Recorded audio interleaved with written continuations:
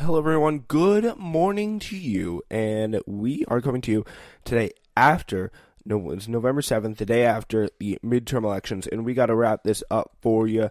Results are still incomplete, but there is some more good news that happened last night. And still, obviously, we know some of the rough news that Democrats are obviously not too happy about.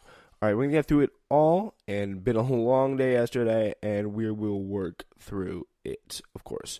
All right, so yeah, Republicans they moved toward expanding their control of the Senate as the Democrats took power in the House, with incomplete election results pointing towards the reaffirmation of a deeply divided nation here. That's something we do know and realize. Democrats flipped the seats in 3 states, Indiana, Missouri, North Dakota, that President Trump won by a large margin in 2016, and won an open seat in Tennessee, which is pretty good for them. Senator Ted Cruz held off a surprisingly strong challenge, well, not altogether unsurprisingly, from Beto O'Rourke. The polls really did kind of have him looking down at the last couple of days. Money and momentum favored the Democrats, who seized more than a dozen of the 23 seats they needed to take the House in early returns. Democrats faced mixed results in governor's races, picking up governorships in Illinois, Kansas, Maine. That was a big one. Kansas was. Maine, Michigan, New Mexico, Wisconsin, but failing again to claim the coveted battleground of Florida. Big one there to see that Andrew Gillum fell. Also, Nevada was a blue pickup. Adam Laxalt, that was later on, which is pretty interesting stuff. So that was very, very interesting. So 7 Democratic seats gained, which was very nice. So just to say the least here on the governor's race, because the governor's obviously very, very important as well. So yeah, I mean, I don't think the Republicans picked up any governor seats. So that's actually quite positive. The returns did provide fresh evidence about the partisan split in American political life, with Democrats seizing the Republican House in suburban districts where affluent, educated voters had been vocal to their opposition of President Trump. What they need to work on is that they need to work on that appealing to Trump voters, appealing to white working class people. That's going to be a very, very important thing. So yeah, the midterms, they really just give everyone enough to just put it across the finish line. I think that's very, very accurate. And yeah, I think that's really what we know. Democrats won control of the House, a really significant victory for a party locked out of power since the 2016 election. So that's positive. Democrats winning means a deadlocked Congress with Republicans in control of the Senate and Democrats in the lower chamber. And this is a setback for the administration, which is likely to face an onslaught now of congressional investigations. Even before the election, House Democrats have begun preparing a flurry of hearings, subpoenas, and inquiries into nearly every aspect of the president and his White House. That's going to be very, very tough. The Democrats favored to win back the House. Their victory was far from assured. So yeah, this was pretty crazy. So we're gonna go through now to some of the House races. Steve King won a tight race. I didn't see that come to a close there. Representative Steve King of Iowa did win a tight race against J.D. Scholten, despite his concerns for white nationalists, which is very disturbing. In Texas, Democrats picked up 2 seats, defeating Representative Pete Sessions and John Culberson. Dave Bratt lost to Abigail Spanberger. That is pretty cool. That's some good news. Congratulations there to Abigail. 3 African-American candidates, Antonio Delgado, Colin Allred in Texas, and Lauren Underwood in Illinois, defeated Republican incumbents in majority white districts. In Florida, Democrats flipped 2 Miami area seats held by Republicans electing Donna Shalala and Debbie Mercazzo-Powell.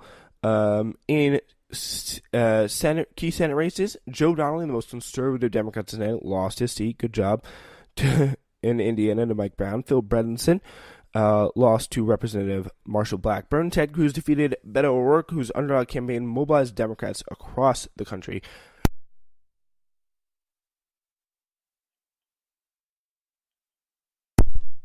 Rest in peace to Beto O'Rourke. Sorry, I did something there. 2 embattled Democratic incumbents held on to their seats, Senator Rob Menendez of New Jersey and Joe Manchin of West Virginia. All right, so Democrats flipped a seat in Nevada where Jackie Rosen defeated Dean Heller, Wacky Jackie, back on the map there. Senator Claire McCaskill, a Democrat of Missouri, was defeated by Josh Hawley, the state attorney general. There was no surprise there. Claire McCaskill, incredibly weak candidate. It's good to see her. It really is positive to see her not in politics anywhere. That's the upside. Looking on the upside here, Democrats picked up 6 governors' mansions. Actually, I think 7. Right? Wait, because we got 1, 2, 3, 4, 5, 6, 7. Yeah, 7. We got Nevada. We got Illinois, Kansas, Maine, Michigan, New Mexico, and Wisconsin. It's pretty positive. Ron DeSantis, though, a Republican, defeated Andrew Gillum, who's trying to become the first ever African-American governor of the coveted battleground state of Florida. Very, very rough loss. Something that was a very, very close race. He conceded, and, I mean, I guess you could say recount, but it was 0.7% margin, very, very close race. 4,052,118.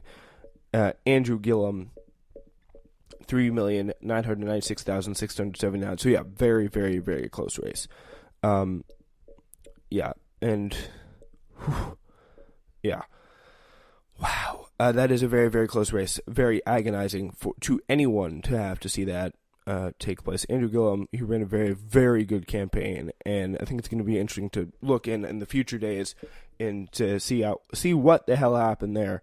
But still, that is how it all turned out. Republicans also held on to Ohio and Iowa with voters electing Mike DeWine and Governor Kim Reynolds. Kim Reynolds with the come-from-behind victory. Kim Reynolds projected. Connecticut right now is very much still outstanding, even as we record this morning. Ned Lamont is up 48.1, 47.4 over Bob Stefanowski, late 10,000 vote lead, which is interesting. So if Connecticut could hold that, that would be pretty impressive after the very awful governor they had there.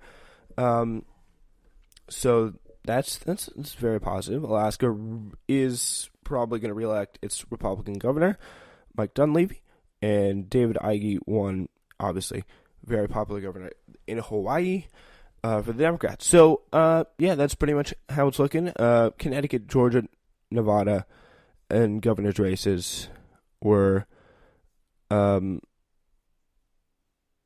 And then Brian Kemp is actually also still outstanding, and it's very, very weird. The Georgia governor's race is still outstanding. I don't know why they haven't called that yet, but it has definitely narrowed down. It started off as a major lead, but Brian Kemp is up 50.5 to 48.6. So maybe they just haven't counted all the votes. I don't see where they haven't, looking at the map now, but I just don't know why they haven't really called it yet.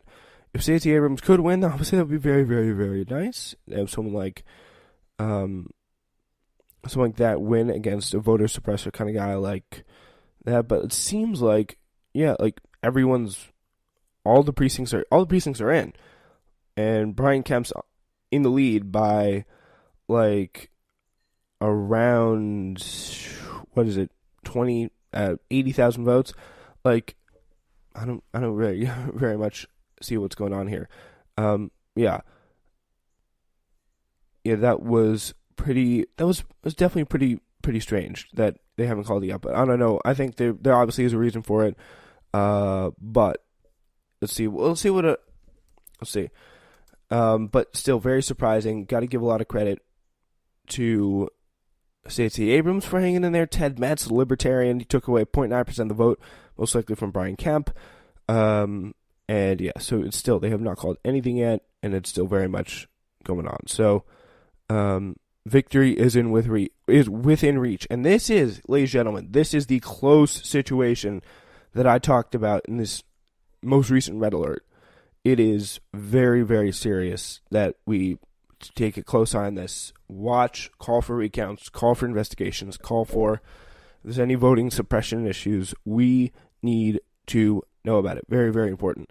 Also, we got more elections to come. The special election for Mississippi State Senate, advanced to a runoff between Cindy Hyde-Smith and Mike Espy, a Democrat, according to the Associated Press. The state uses a jungle primary system where if no candidate reaches a 50% threshold, the top two vote getters face each other for a runoff election. So neither Miss Hyde-Smith, who was appointed to fill Thad Cochran's seat, or Mr. Espy, broke the bar. Their runoff is going to be November 27th.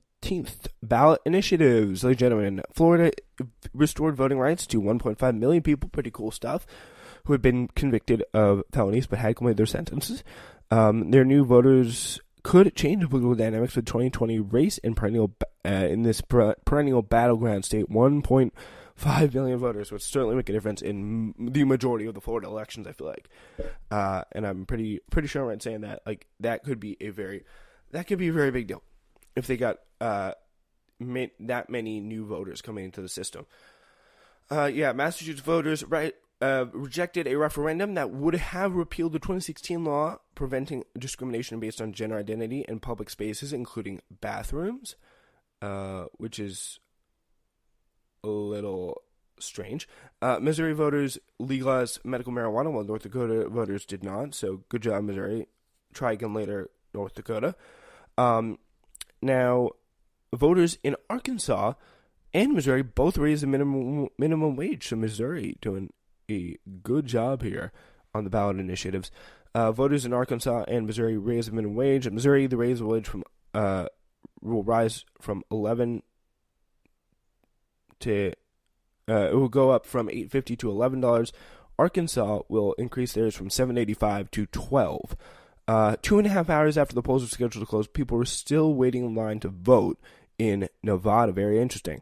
The election division of Nevada's Secretary of State office said it would not release results from anywhere in the state until the last voter cast a ballot at 7:43 p.m., well past the scheduled closing time of 7. Voters still waiting in line in Clark, Elko, Lyon, and Washoe counties.